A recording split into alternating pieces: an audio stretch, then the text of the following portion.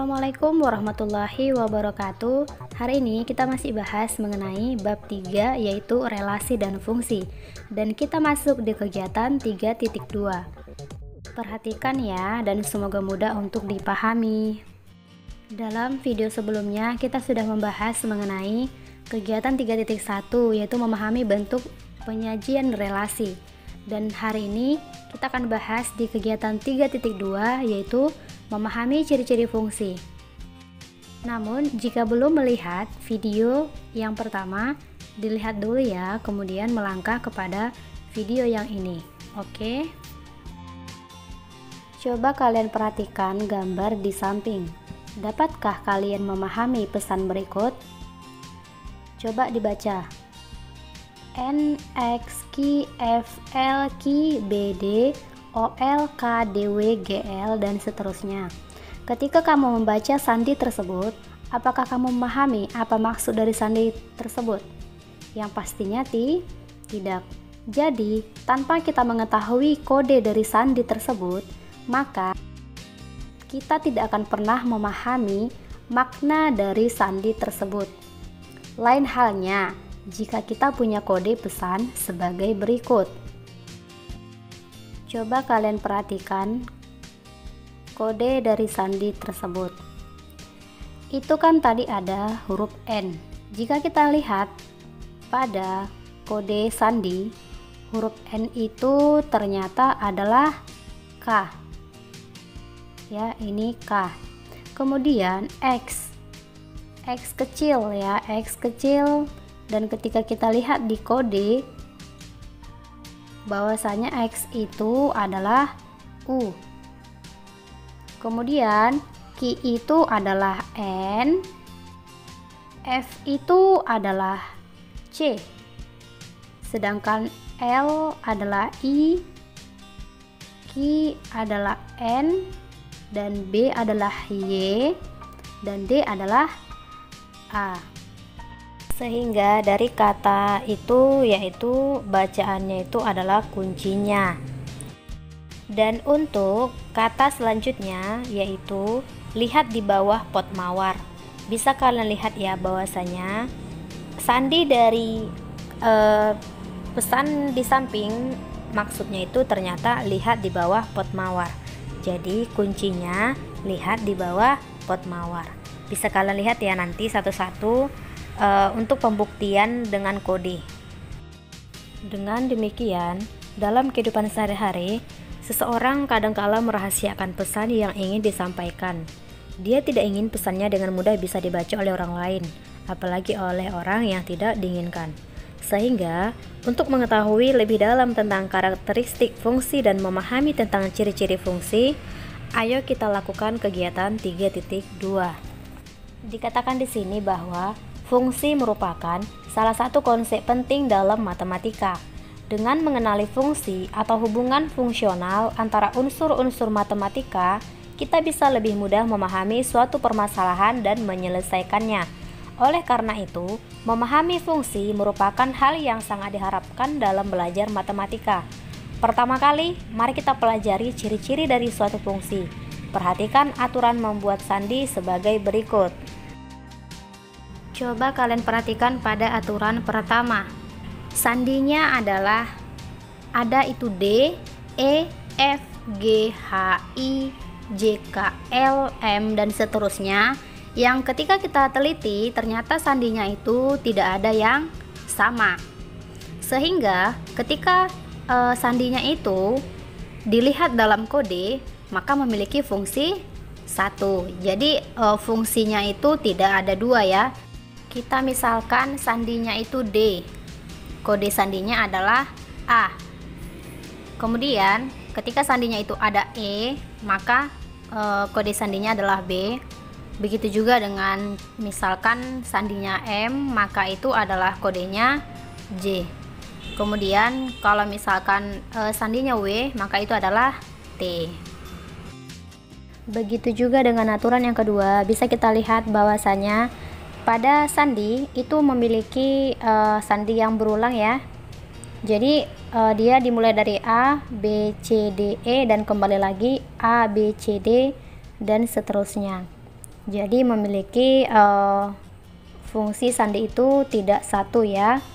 Kita misalkan sandi A, kodenya adalah A. Bisa juga dengan sandi A kodenya F, sandi A kodenya K, dan sandi A kodenya P, dan seterusnya. Begitu juga dengan sandi C. Sandi C kodenya C, sandi C kodenya H, sandi C kodenya M, dan sandi C kodenya R. Sehingga aturan yang kedua ini memiliki fungsi lebih dari satu. Sedangkan untuk aturan yang ketiga adalah kita bisa lihat bahwasanya sandinya itu adalah angka, yang dimana angkanya itu juga berulang. Setelah selesai 1 sampai 9 dan diulang dari 0 lagi sampai 9, begitulah seterusnya. Sehingga aturan ketiga ini memiliki fungsi juga tidak satu ya. Kita bisa lihat bahwasanya contoh seperti sandi 1, kodenya adalah A, dan ada lagi sandi 1 kodenya K, dan sandinya 1 kodenya U. Sehingga kita bisa melihat bahwasanya aturan ketiga ini adalah memiliki fungsi yang lebih dari satu. Begitu juga dengan aturan yang keempat, bisa kita lihat bahwasanya sandi dari aturan keempat itu sama seperti aturan yang pertama ya, yang dimana hanya memiliki satu makna kode dari sandi. Jadi kalau misalnya sandi Z kodenya A, sandi Y kodenya B, sandi X kodenya C, dan seterusnya.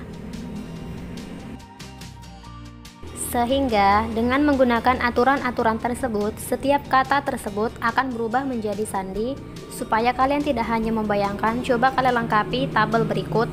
Boleh ditulis di kertas kerja terpisah dan coba amati sandi yang mungkin dihasilkan. Coba perhatikan tabel 3.4 yang dimana itu adalah daftar kata sandi. Kata aslinya itu ada selidiki siapa sebenarnya Udin. Dan di sini kita disuruh untuk mendaftar semua kata sandi yang mungkin dihasilkan bila menggunakan aturan 1, aturan 2, aturan 3, dan aturan 4. Sekarang kita mulai dari kata asli selidiki pada aturan 1. S itu sandinya V, E itu sandinya H, L itu sandinya E, I sandinya L, D sandinya G, I sandinya L, K sandinya N, dan I sandinya L. Dan untuk aturan kedua, S itu adalah D, E itu adalah E, L itu adalah B, I adalah D, D adalah D, I adalah D, K adalah A, I adalah D. Dan pada aturan ketiga, S itu adalah 9, E itu adalah 5, L adalah 2, I adalah 9, D adalah 4, I adalah 9, K adalah 1, I adalah 9. Dan untuk aturan keempat, S itu adalah H, E itu adalah V, L itu adalah O, I adalah R, D adalah W, I adalah R, K adalah P, dan I adalah R. Dan untuk siapa sebenarnya Udin, kalian cari sendiri ya dan buktikan sendiri sekalian biar kalian lebih paham bagaimana menentukan kata sandi dari kata asli.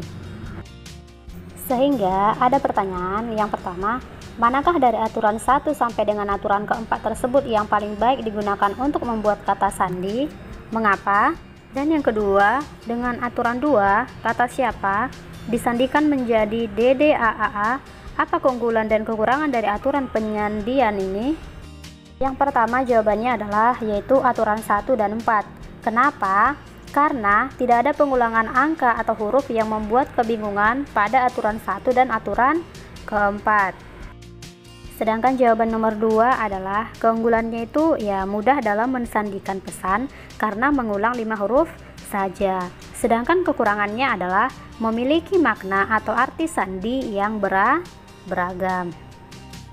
Selanjutnya kita masuk kepada masalah 3.4.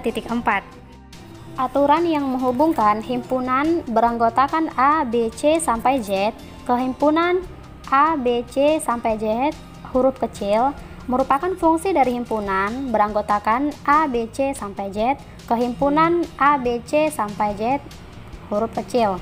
Demikian pula dengan aturan yang menghubungkan himpunan A, B, C sampai Z ke himpunan A, B, C, D dan aturan yang menghubungkan himpunan A, B, C sampai Z ke himpunan 0, 1, 2, 3, 4, 5, 6, 7, 8, 9. Akan tetapi sebaliknya, aturan yang menghubungkan himpunan A, B, C, D ke himpunan A, B, C sampai Z huruf besar adalah bukan fungsi dari himpunan A, B, C, D ke himpunan A, B, C sampai Z huruf besar. Aturan yang menghubungkan himpunan 0, 1, 2, 3, 4, 5, 6, 7, 8, 9 ke himpunan A, B, C sampai Z juga bukan merupakan fungsi. Sebagai generasi muda yang kritis dan kreatif, tentu kalian harus mempertanyakan.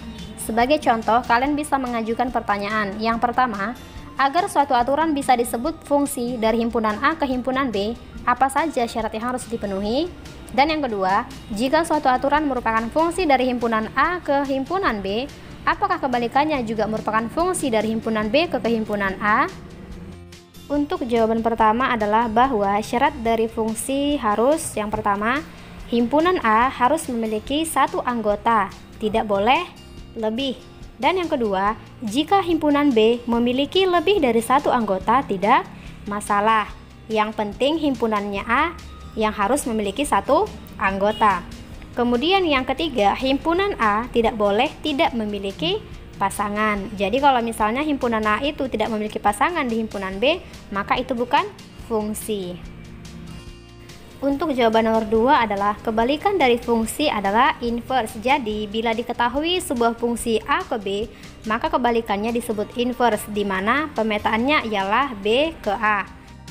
Untuk alternatif pemecahan masalah dari masalah 3.4 adalah aturan 1-4 pada kegiatan 3.2 adalah relasi. Akan tetapi, aturan-aturan penyandian tersebut bukan hanya sekedar relasi. Aturan itu lebih tepat disebut sebagai fungsi, yang dimana dari himpunan yang beranggotakan A besar sampai Z besar ke himpunan A kecil sampai Z kecil, atau dari himpunan beranggotakan A besar sampai Z besar ke himpunan 0, 1, 2, 3, 4, 5, 6, 7, 8, 9, atau dari himpunan A besar sampai Z besar ke himpunan A, B, C, D. Untuk memahami konsep fungsi, perhatikan dengan seksama kasus-kasus berikut. Misalkan kita mempunyai dua himpunan, yaitu himpunan A yang beranggotakan 1, 2, 3 dan himpunan B yang beranggotakan A, B. Berikut beberapa relasi yang mungkin terjadi antara anggota-anggota himpunan A dengan anggota-anggota himpunan B. Dari 20 relasi tersebut, yang bisa dikategorikan sebagai fungsi dari himpunan A ke himpunan B adalah relasi nomor 13, 14, 15, 16, 17, 18, 19, dan 20. Jadi, hanya ada sebanyak 8 fungsi. Selebihnya dari contoh tersebut tidak memenuhi syarat untuk dikatakan sebagai fungsi dari A ke B. Demikianlah yang bisa saya sampaikan. Lebih kurang saya mohon maaf. Wassalamualaikum warahmatullahi wabarakatuh. Nantikan ya video selanjutnya di kegiatan 3.3.